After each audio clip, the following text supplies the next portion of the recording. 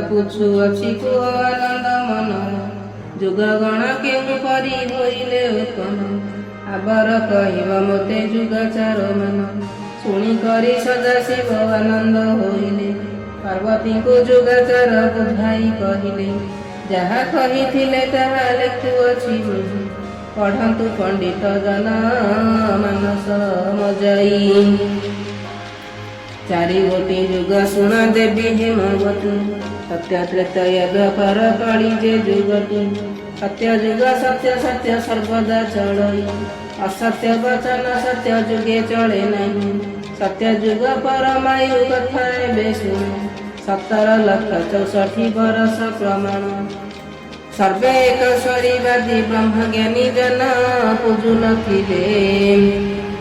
ନଥିଲେ ବସିଣ ମୃତ୍ତିକା ପାଷାଣ। ସତ୍ୟ ଯୁଗ ତ୍ରେତୟା ଯୁଗ ଆଗମନ, ତ୍ରିପାଦ ସତ୍ୟ ପାଦେକ ପାପ ପରିମାଣ। 12,96,000 ସହସ୍ର ବରଷ, ତ୍ରେତୟା ଯୁଗର ହେଲା ପ୍ରକୃତ ଆୟୁଷ। ତ୍ରେତୟା ଯୁଗେ ଜନ୍ମିଲା ବିଶ୍ୱାନନ୍ଦନ, ମହାପରାକ୍ରମୀ ଭାଇ ତାର କୁମ୍ଭକର୍ଣ୍ଣ। ପରମ ଧାର୍ମିକ ଆବର ଯେ ଏକ ଭାଇ, ବିଭୀଷଣ ନାମ ଗୋଟି ତାହାର ଅଟଇ। ସୂର୍ଯ୍ୟ ବଂଶରେ ମାନଧାତା ନାମେ ନବବର, ତା ସାଙ୍ଗେ ଯୁଦ୍ଧ କରିଲା ସେ ରାବଣେଶ୍ୱର। ଯୁଦ୍ଧରେ ଜିଣି ନ ପାରିଣ ଚାପୁଡ଼ା ମାରିଲା, ମାରିବା ବେଳେ ମାନ୍ଧତା ତାକୁ ସାପ ଦେଲା। ବୋଇଲା ମୋ ବସସ୍ତେ ଲଭିବୁ ମରଣ, ହୁଡ଼ୁଅ ସେ ଜନମଲ ଭିଲେ ପରଶୁରାମ। 21 ବାର ପୃଥ୍ୱୀ ନକ୍ଷତ୍ର କରିଣ, 200 ବର୍ଷ କରିଥିଲେ ରାଜପଣ। ଯେତେ ଭୋଗ କଲେ ଅଷ୍ଟାଦଶ ନରରାଣ, ସଗର ବଂଶ ରାଜାଏ କଲେ ରାଜପଣ। ସେ ବଂଶରେ ଭାଗୀରଥୀ ହୋଇଲେ ଜନମ, ବଂଶ ଧରିଲେ ଗଙ୍ଗା ଶ୍ରୀମର୍ତ୍ତ୍ୟ ଧାମ।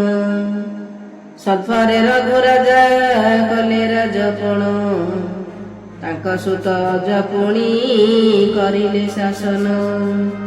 ଅଜସୁତ ଦଶରଥ ତାଙ୍କ ସୁତ ରାମ, ପତ୍ନୀ ଯୋଗୁ ରାମ ବଧ କରିଲେ ରାବଣ।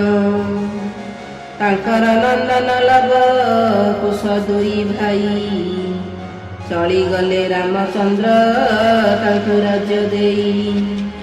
ତାହାପରେ ନହୁଷ କରିଲେ ରାଜପଣ, ତାଙ୍କ ପରେ ବସୁକଳ୍ପ ହୋଇଲେ ରାଜନ।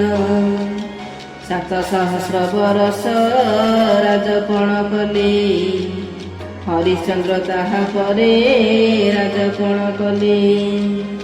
2,15,000 ବର୍ଷ ରହିଲେ ବଞ୍ଚିଣ, ଉତ୍ତାନ ପର୍ବତ ପରେ ହୋଇଲେ ରାଜନ।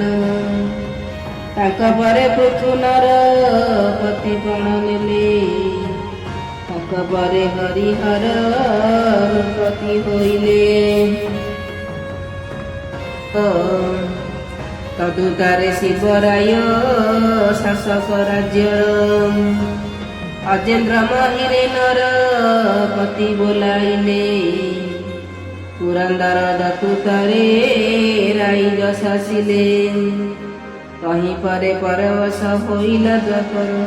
8,64,000 ଆୟୁ ତାର, ଦ୍ୱାପରେ ଆଦ୍ୟରେ ପୁଣ୍ଡରୀକ ରାଜା ହେଲେ। ତଦୁତାରେ କଶ୍ୟପ ଯେ ରାଜପଣ କଲେ, 80,000 ବରଷ କଲେ ରାଜପଣ। ତାଙ୍କ ପରେ ନରପତି ହେଲେ ଉଗ୍ରସେନ। କଂସାସୁର ତାହା ପରେ ରାଜପଣ କଲା, ତାହାକୁ ବଧ କରିଲେ ପ୍ରଭୁ ଚକାଡୋଳା। ଅନନ୍ତ 10,000 ଶାସନ କରିଲେ, ପାରେଶ୍ୱର ତାହା ପରେ ନୃପତି ହୋଇଲେ। କାଠପତି ତାହା ପରେ ହୋଇଲେ ରାଜନ, ନଗ୍ରଜିତ ତାଙ୍କ ପରେ ହେଲେ ନରରଣ। ଜୟ ଜୟ ଜୟ ତାହା ପରେ ହେଲେ ଲୋକରାଣ ତଦ ଦେଶ ବର୍ଷ ହେଲା ନୃପତିଙ୍କ ନାମ ଗଜପତି ନାମେ ତହିଁ ହେଲା ନରବର ତଦନ୍ତେ ନୃପତି ହୋଇଲେ ଯୁଧିଷ୍ଠିର କଳି ଯୁଗ ଏହା ପରେ ପ୍ରବେଶ ହେଲା ପ୍ରଥମ ନୃପତି ପରୀକ୍ଷିତ ଯେ ହୋଇଲା 527 ବର୍ଷ ରାଜପଣ କଲେ ଜନ୍ମ ଜୟ ପୁଣି ହୋଇଲେ ରାଜନ ସଂକେତ ତାହାଙ୍କ ପରେ ନୃପତି ହୋଇଲେ ମୈତ୍ର ତାହାଙ୍କ ପରେ ରାଜପଣ କଲେ ଶଶାଙ୍କ ଦେବତା ପରେ ହୋଇଲେ ରାଜନ ତଦୁତାରେ ଶରଣାକ୍ଷ କଲେ ରାଜପଣ ବୀର ବିକ୍ରମାଦିତ୍ୟ ତଦନ୍ତେ ଯେ ନୃପତି ସତେକ ବରଷ ପୁଣି ପାଳିଲେ କୀର୍ତ୍ତି ଗୌତମ ତାହାଙ୍କ ପରେ ହେଲେ ନରରାଣ ତାଙ୍କ ପରେ ଭୋଜରାଜ ହେଲେ ନରରାଣ ତାଙ୍କ ପରେ ତିମିରି କରିବ ରାଜପଣ ତାପର ନୃପତିଙ୍କର ନାମ ତ୍ରିଭୁବନ ସଭାନାଗ ତାହା ପରେ ହୋଇଲେ ରାଜନ ଦଣ୍ଡହରି ତାଙ୍କ ପରେ ଘେନିଲେ ଶାସନ ଇନ୍ଦ୍ରବୀନ ତାଙ୍କ ପରେ କଲେ ରାଜପଣ ଗାନ ମାଧବ କରିଲେ ରାଇଜ ଶାସନ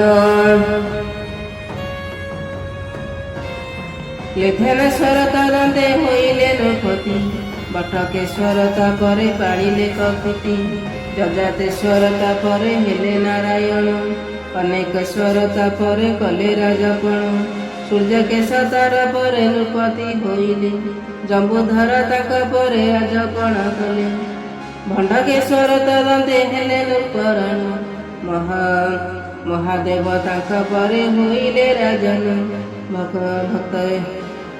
ଭକ୍ତକେଶ୍ୱରୀ ତାପରେ ଯେ କରିବେ ଶାସନ ଗଙ୍ଗା ବର୍ଷ ତେଜିକି କରିବେ ରାଜପଣ ଚୂଡ଼ଙ୍ଗ ତାହାଙ୍କ ପରେ କଲେ ରାଜପଣ ଈଶ୍ୱର ତାହାଙ୍କ ପରେ ହୋଇଲେ ରାଜନ ସିଦ୍ଧେଶ୍ୱରୀ ତାଙ୍କ ଠାରେ ନୃପତି ହୋଇଣ ଅନଙ୍ଗ ଉପର ଦେବ ରାଜପଣ କଲେ ଉମେଶ୍ୱର ତାହା ପରେ ହେଲେ ନରବର ପ୍ରତାପ ନୃସିଂହ ରାଜ ପାଳିଲେ ଏଥର ପଦ୍ମନାଭ ତଦନ୍ତରେ ନୃପତି ହୋଇଲେ ମନୁ ତାହା ପରେ ନରପତି ଯେ ହୋଇଲେ କପିଳେନ୍ଦ୍ର ଦେବ ପୁଣି ହୋଇଲେ ରାଜନ କାଳରୁଦ୍ର ତାପରେ ଯେ କରିଲେ ରାଜପଣ ଭୋଜବଂଶେ ବିଷ୍ଣୁ ଦାସ ହୋଇଲେ ରାଜନ ଗୋବିନ୍ଦ ଦେବ କରିଲେ ତହିଁ ରାଜପଣ